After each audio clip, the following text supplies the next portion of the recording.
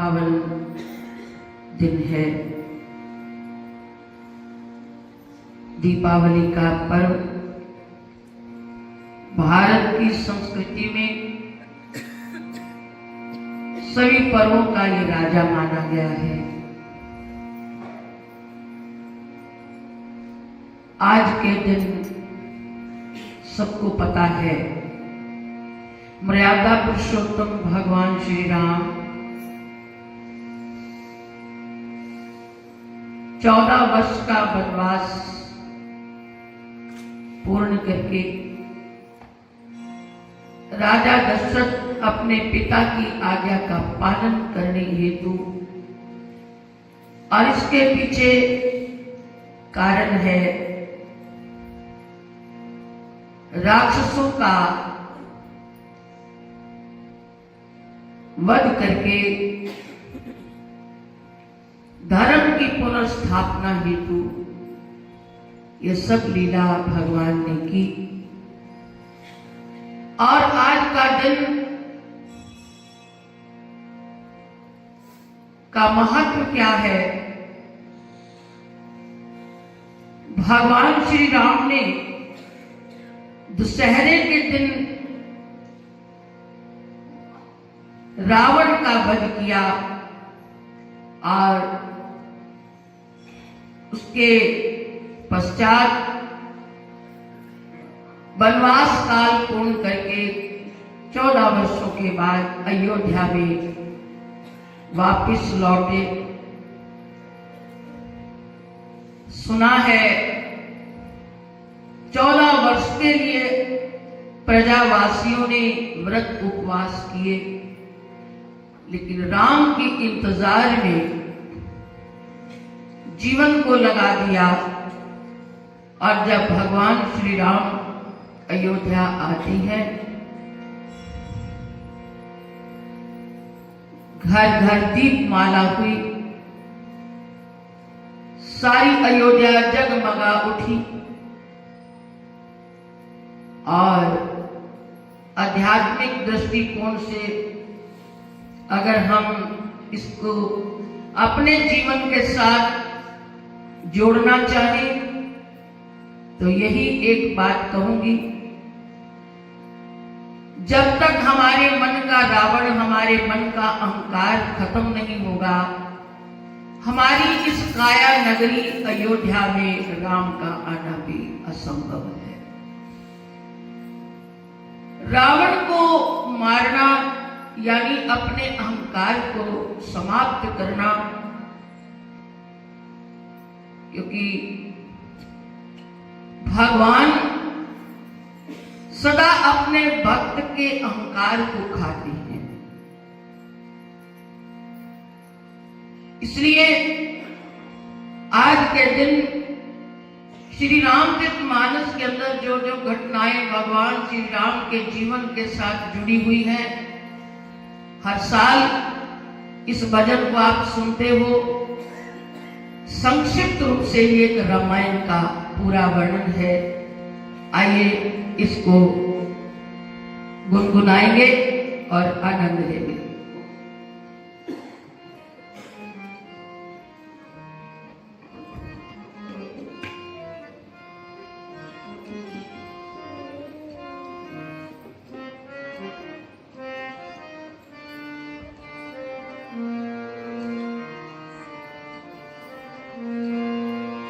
सखी मिल मंगल गाओ रे,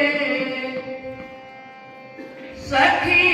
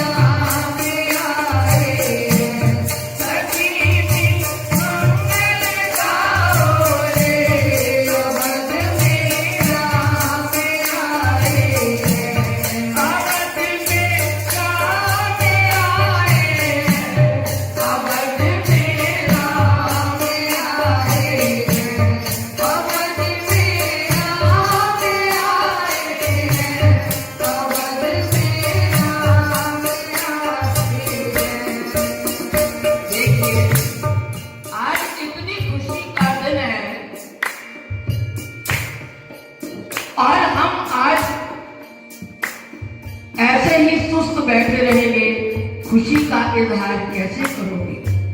आपके पास तो यही एक मौका है, हाथ से ताली देते रहिए और वाणी से गुनगुनाते रहिए, ताकि लगे कि आपको भी उस आनंद के अंदर आनंद मिल रहा है, उस घड़ी का आप भी आनंद ले रहे हो।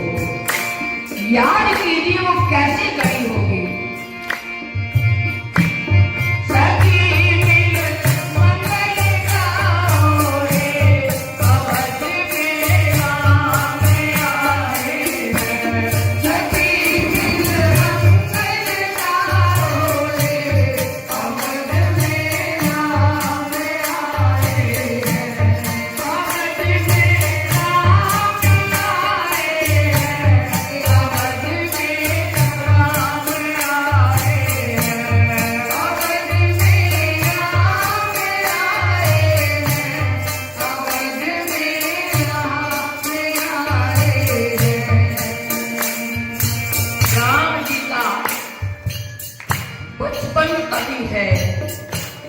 ठुमक ठुमक चलत बाजत पैदलियां, 16 साल की आयु हुई। वन में एक ऋषि यज्ञ कर रहे हैं, उनका नाम है विश्वामित्र। उनके यज्ञ को पूर्ण करने में राक्षस विघ्न करते हैं, ऊपर से हड्डियां रक्त फेंक कर उनके यज्ञ को विध्वंस करते थे। गुरु विश्वामित्र राजा दशरथ के पास गए, राजन अपने इन दोनों पुत्रों को मेरे साथ दीजिए, वन के अंदर हमारा यज्ञ की रक्षा करने के लिए हमें इनकी जरूरत है। राजा दशरथ कहते हैं, गुरुदेव मैंने वृद्ध अवस्था में 4 पुत्रों को पाया है और उनमें राम तो मेरे प्राण है, मैं कैसे दे सकता हूं? तड़प उठे, लेकिन गुरु वशिष्ठ आज्ञा देते हैं, राजन आप इनकी चिंता मत करो, आपको भेजना होगा। तब राजा दशरथ गुरु आज्ञा पालन करते हुए राम और लक्ष्मण को गुरु विश्वामित्र के साथ भेज देते हैं। सबसे पहली घटना रामायण की यही है। दशरथ के घर आए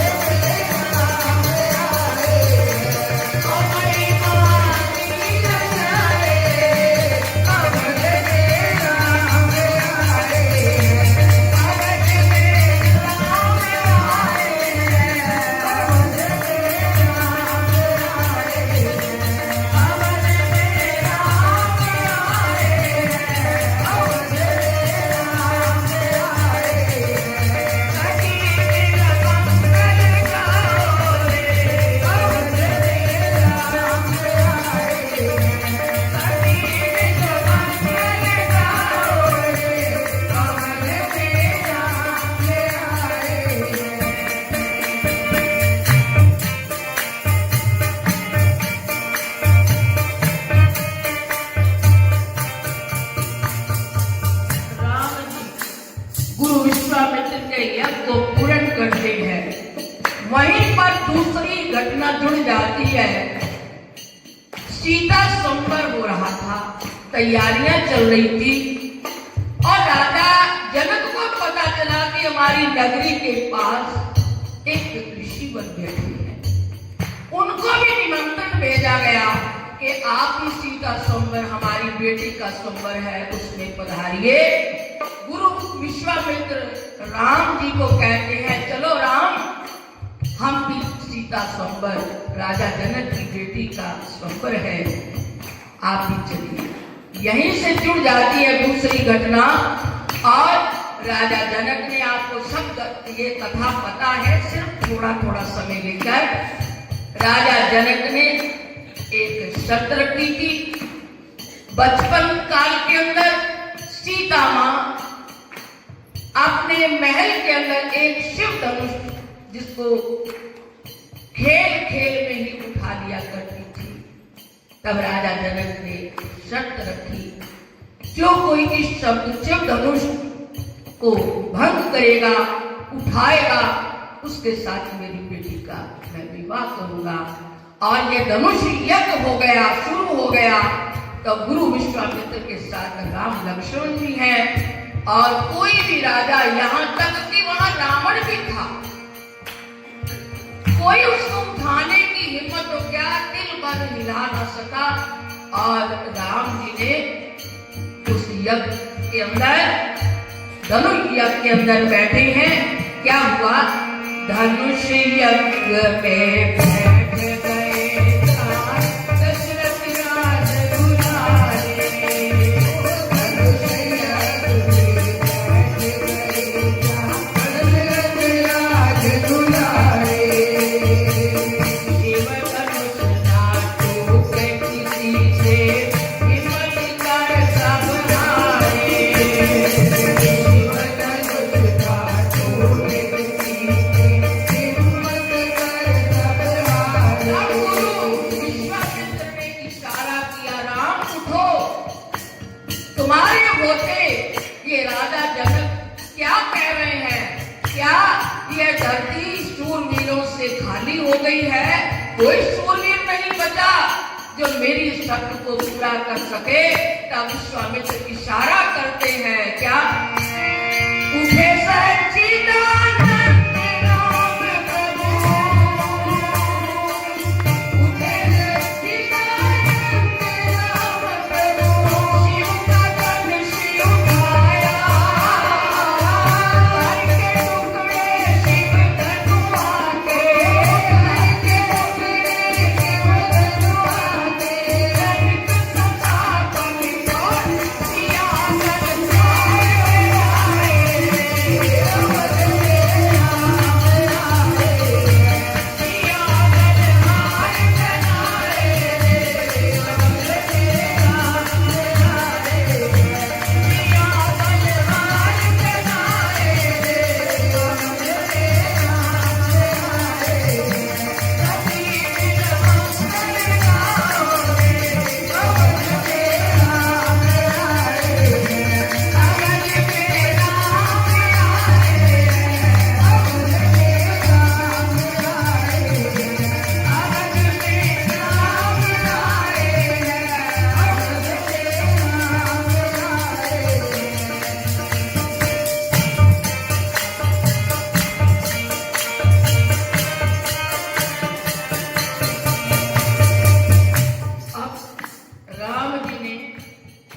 अवतार को मर्यादा पुरुषोत्तम कहा गया है,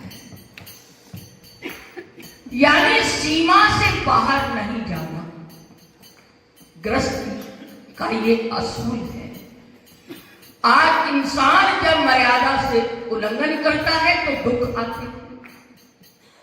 राम जी ने ग्रस्त की परिभाषा हमें समझाई है। और यहीं पर क्या घटना घटी? अभी राम जी घर में आए हैं, सीता को लेकर विवाह स्वयंवर हो गया, बारात गई है, बीच बीच में सब बातें समझ लिए। एक जीवन के अंदर मोड़ आ गया। क्या? सुख सुख के साथ दुख आता है। राम जी ने कहा सुख है तो दुख भी है, और दुख का कारण बना क्या? दशरथ के महलों में रहती मंथरा नाम की दासी। दशरथ के महलों में मंथरा नाम की दासी। उसी के कारण श्री रघुनंदन राम बने बनवासी। उसी के कारण श्री रघुनंदन राम बने बनवासी। श्री राम लक्ष्मण को वनवास मिला। ये कथा अगर विस्तार से कहूंगी बहुत समय चाहिए। आपको पता है कैकेयी राजा दशरथ की पत्नी है। उसका दिमाग खराब किसने किया? मंथरा ने। अब मंथरा का दिमाग पहले, जिसको कानून कहता ना कि मास्टरमाइंड कौन है, यहां मास्टरमाइंड ना मंथरा है ना कैकेयी है, ये तो देवताओं का मास्टरमाइंड है। राम जी का राज तिलक होने का समय आ गया। विवाह के बाद राजा दशरथ ने एक दिन शीशे में देखा कि मेरे सारे शरीर के ऊपर जहां जहां भी बाल है ये सफेद रूप हो गए हैं, अब मुझे जाना चाहिए। मन की और गुरु जी से आज्ञा ली। उन्होंने कहा बिल्कुल सही बात है, अब तुम्हारी जिम्मेदारियां पूरी हो गई, आप अपना परलोक वन गमन कीजिए। लेकिन घटना क्या घटी है? देवताओं ने सोचा ये क्या हो रहा है? राम जी घर में राज तिलक करके बैठ गए तो हमारा काम कौन करेगा? उन्होंने सभा बुलाई, क्या किया जाए, राम को वन में कैसे भेजे ताकि राक्षसों का वध कैसे होगा। उन्होंने प्लान किया। क्या किया? सरस्वती को आवाहन किया, बुलाया, तुम हमारा काम करो। एक रात का समय है। गुरु जी ने कहा कि कल ही आप राज तिलक कर लो। अब राज तिलक को बिगाड़ना है। थोड़े समय में देवताओं ने मीटिंग की। सरस्वती को कहा कि तुम जाकर किसी भी तरीके से इसमें विघ्न करो। वो दुखी हो गई कि मैं इस खुशी के अंदर, राम की खुशी में मेरे को भेजा जाए, खुशी के अंदर विघ्न करूं। लेकिन करना पड़ा। अब उसने अपने आप को आगे थोड़ी करेगी। सरस्वती कौन है? हमारी वाणी पर आकर बैठती। तब वो किसके बुद्धि में जाकर बैठी? मंथरा की एक दासी नौकरानी जो कैकेयी को दहेज में मिली थी। उसके अंदर वो जा करके बैठकर उसने काम शुरू कर दिया। और उसने जब राज तिलक की तैयारियां चल रही थी, घर के अंदर, महल के अंदर चारों तरफ हर कोई खुश था, तब मंथरा दुखी हो रही थी। और जब कैकेयी को पता चला कि मेरे राम को, क्योंकि वो राम से बहुत प्रेम करती थी, आज मेरे राम को राज तिलक हो रहा है, और वो उसने जा करके कहा कि तू खुश हो जा, तुम्हें नहीं पता, तू राम की खुशी के अंदर खुश हो रही है, तुम्हें नहीं पता कौशल्या कि तुम्हें दासी बनना पड़ेगा। यानी उसका भी दिमाग खराब करने की शुरुआत यहीं से हो गई। यानी गृहस्थ आश्रम में अपनी बुद्धि को किसी कुसंगत में अगर ले जाएंगे तो गृहस्थ आश्रम में भी ऐसे ही घटना घटती है। तो उसका वर्णन है, दशरथ के महलों में रहती मंथरा नाम की दासी। दशरथ के महलों में रहती मंथरा नाम की दासी। उसी के कारण श्री रघुनंदन राम बने बनवासी। उसी के कारण श्री रघुनंदन राम बने बनवासी।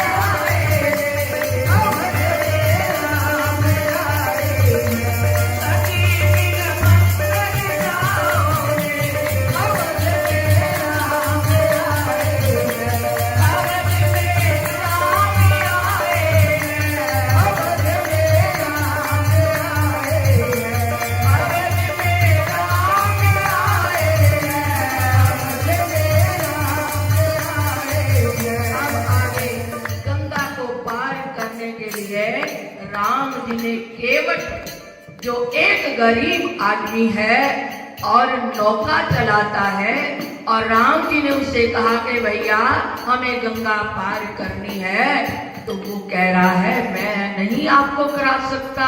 क्यों? मैंने एक बात सुनी है। राम जी ने पूछा क्या?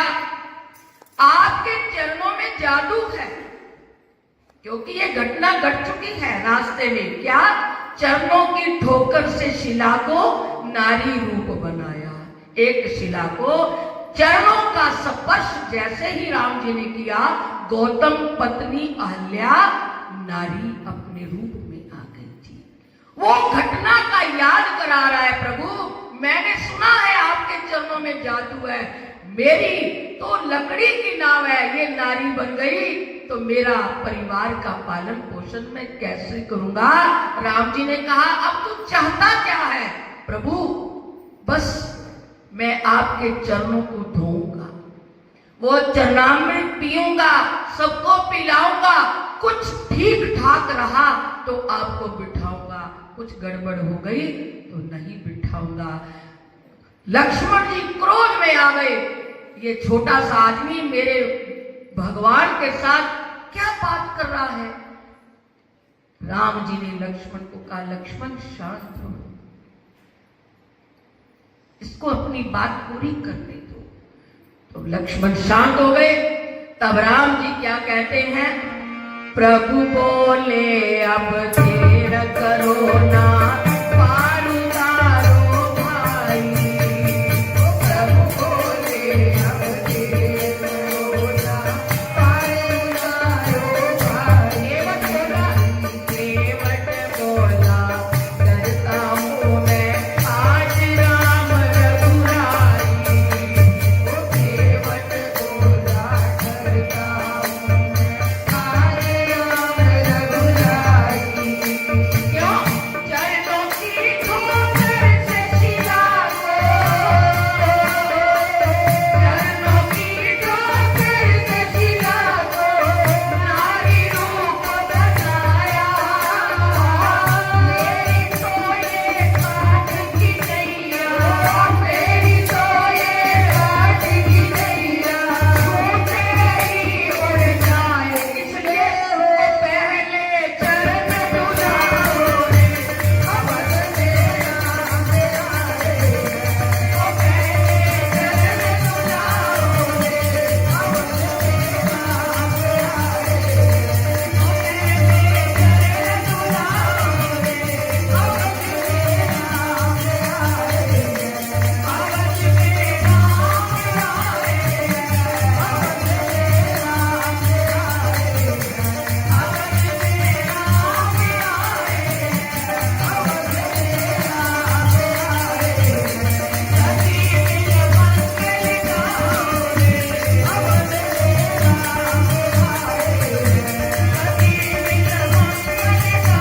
रे। अवध तेरा मेरा रे, अवध तेरा